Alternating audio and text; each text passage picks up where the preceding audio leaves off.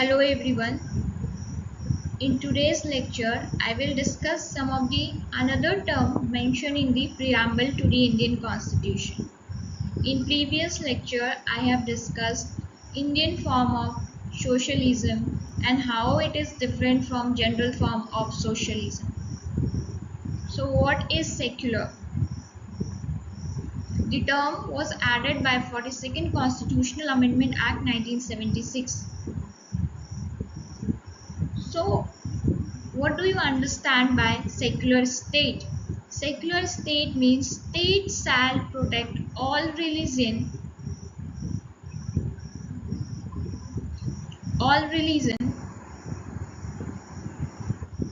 state shall protect. Secularism means state shall protect all religion equally.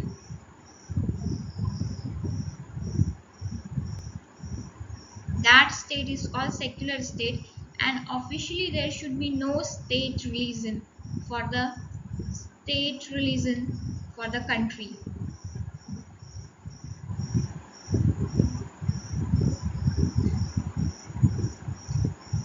So if the term secular was added in the Indian preamble in 1976, does it mean India was not a secular country before 1976?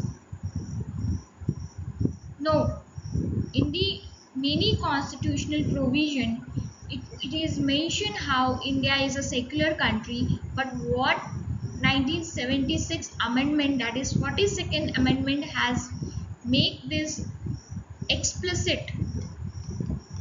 India already secular state था 1976 के पहले. That constitution ensured it. But what this 42nd amendment has done, only it made it the explicit, visible. But that doesn't mean India was not a secular before 1976. So secular state is those state which treats all religion equally, and if it treats all religion equally without any discrimination.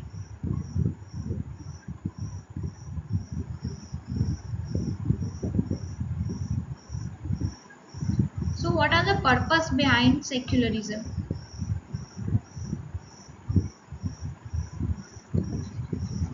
What are the purpose behind making India a secular state? Why Indian Constitution adopted some provision which make it a secular rather its neighboring countries like Pakistan and Bangladesh, which has a state religion?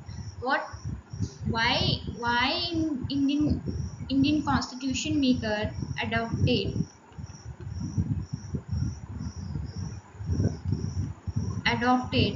India as a secular country? What compelled it to make India as a secular country? Because India is a heterogeneous. We know India is a land of diverse culture,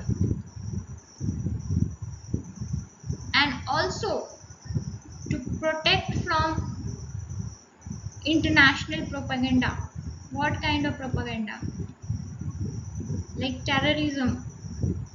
If India will, so to maintain its heterogeneity and to protect from the international propaganda such as terrorism, Constitution maker has made India as a secular country. Now the important question comes: how Indian secularism is different from France secularism? It is one of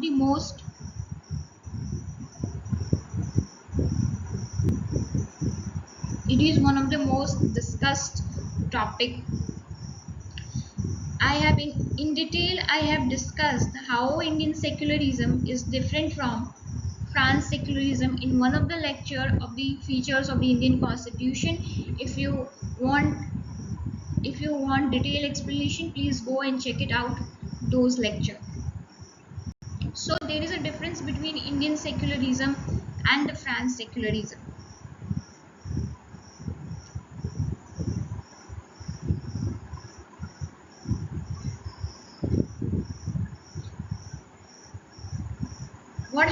in French, that's secularism, where in India you can, for example, you can wear tilak and go out, right? You can hijab and go out. But what happened in France? You cannot display your religious symbols in public places. But in India, you can go public place with all these religious symbols. But in France, this is completely prohibited. In France, religious is a private matter, and Indian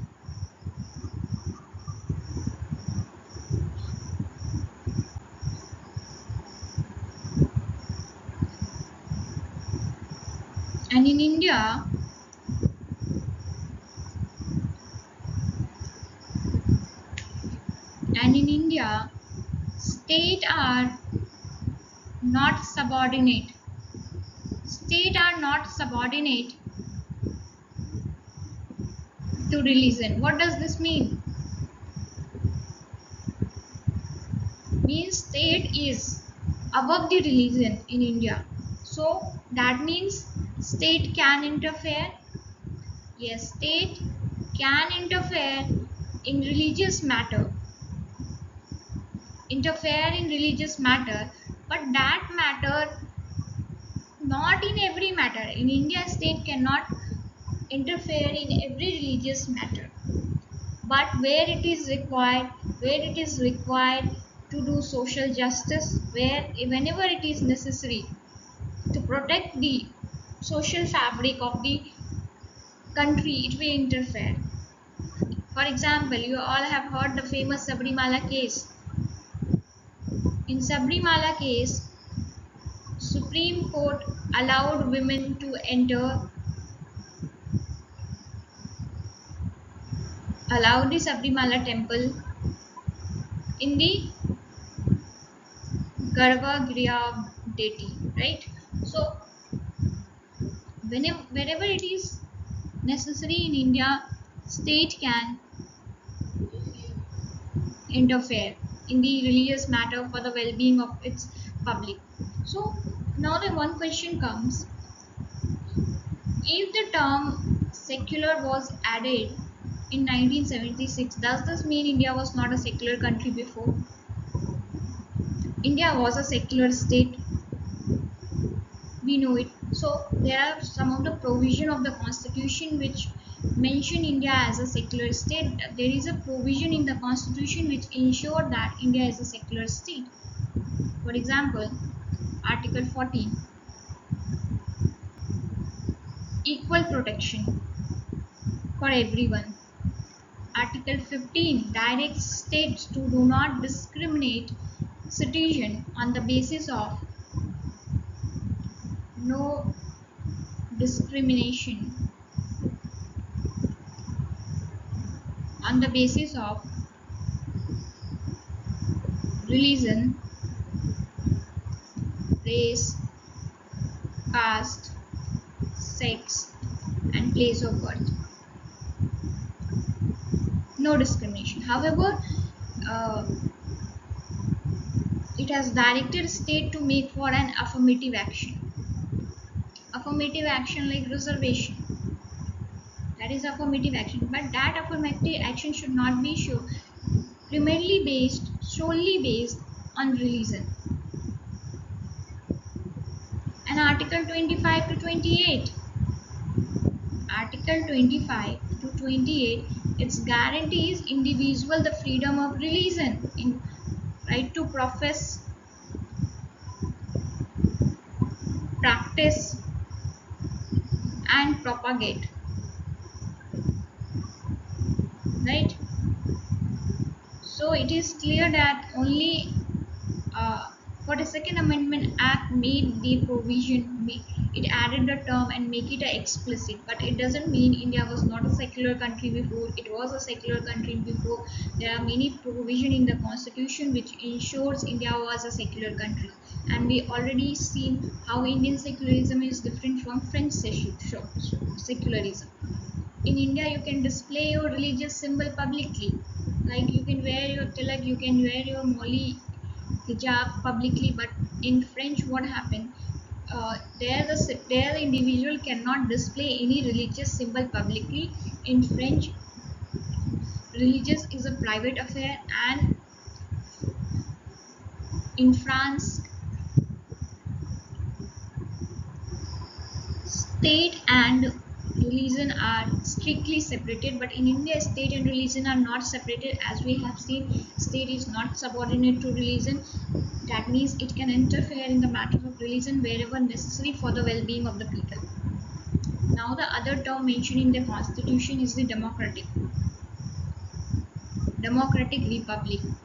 India is a democratic republic. In constitution maker has not only emphasized to make India as a political democracy but also a social democracy. We know social democracy is ensured through DPSP. Several provision of DPSP ensured social democracy. For example, equal pay for equal work for both men and women. These ensure, this is ensuring social democracy, right? Social justice. Political democracy, we all have a right to vote on the basis of adult franchise. Those who attain the age of 18 can vote. India follows representative democracy, which means in India, MPs and MLAs are directly elected, and in turn they elect ministers, CMs, Prime Minister, right?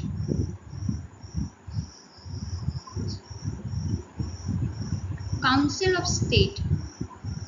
Council of State is the real executive which is responsible to the people. How it is responsible to the people? Council of State. How how it ensured responsibility? Responsible to Parliament. Okay.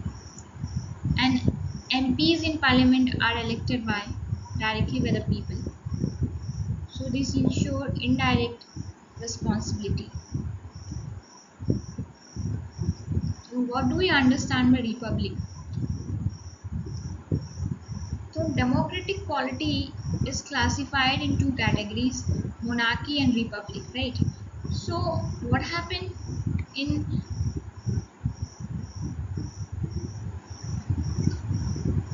India, head of the state is president, which is elected. Republic means two things. First understand is republic means two things. First, country should be sovereign. Second, head of state. Head of state. Head of state should be elected. In India, who is the head of the state? President. In India, head of the state is president, and president is elected. In India, the position of president is not a hereditary position, unlike United Kingdom. In United Kingdom, the head of the state is monarch. The, the position is hereditary, but in India, president is position is not hereditary, right? So in India, we follow a democratic republic. Democratic republic means two things: the sovereignty and the head of the state should be republic.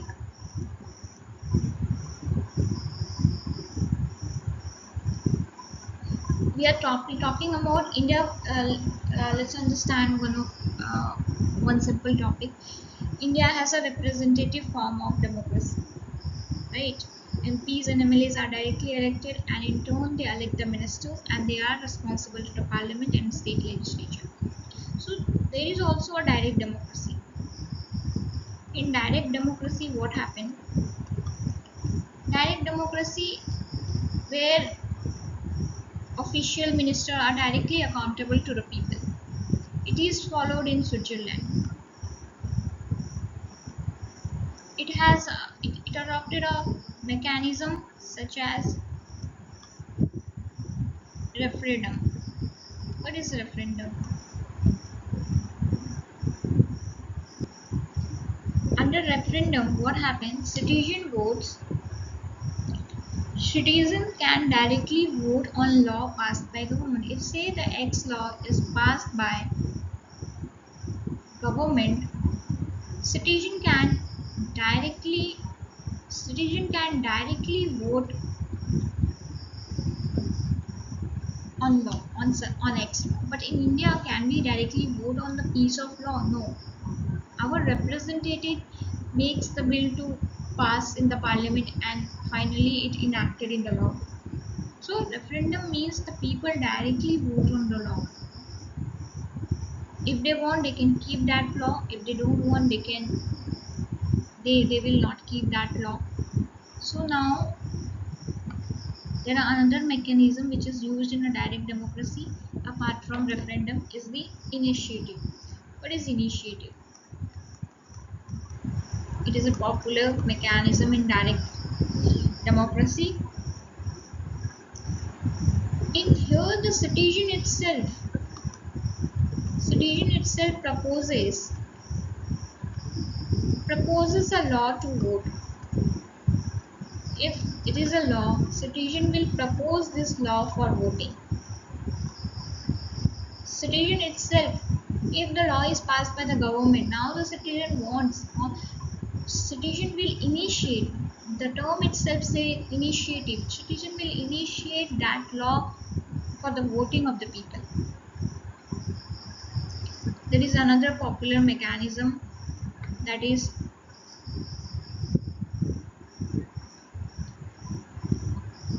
recall. What is recall?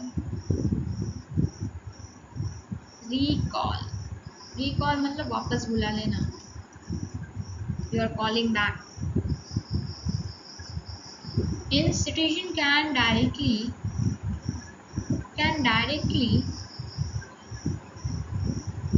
remove official from office. In India, we cannot directly remove the minister or the officials from the office. There are the procedure that need to be followed. But in what happened in Switzerland, which follows a direct democracy, under recall, if the citizen want to remove the person from the office, can go directly and remove it.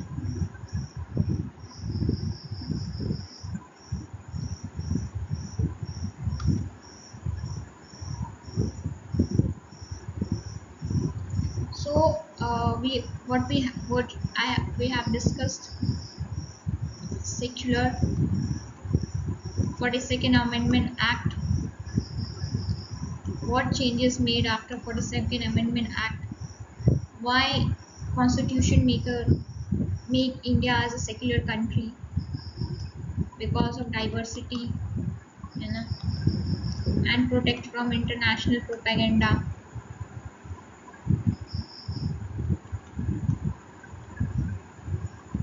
International propaganda.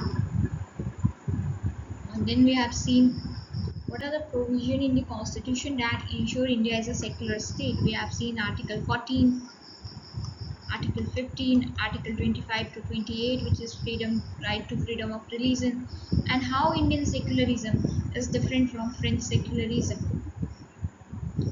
Then we have seen the other term, the democracy. India follows the representative form of democracy. Representative form of democracy and mechanism under direct democracy and how it is different from representative democracy. What are the difference? We have seen the republic.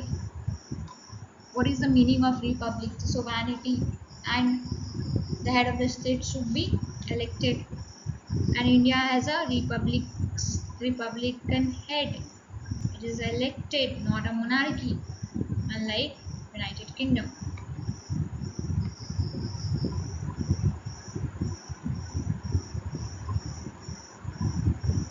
for today, this much is enough. In the next class, I'll discuss the rest of the term which is mentioned in the preamble. I hope you understood this much. And if you want detailed explanation of the what is the difference between Indian secularism and the France secularism, I have discussed in one of the lecture of the features of the constitution. You can go and check it out from the playlist. Thank you.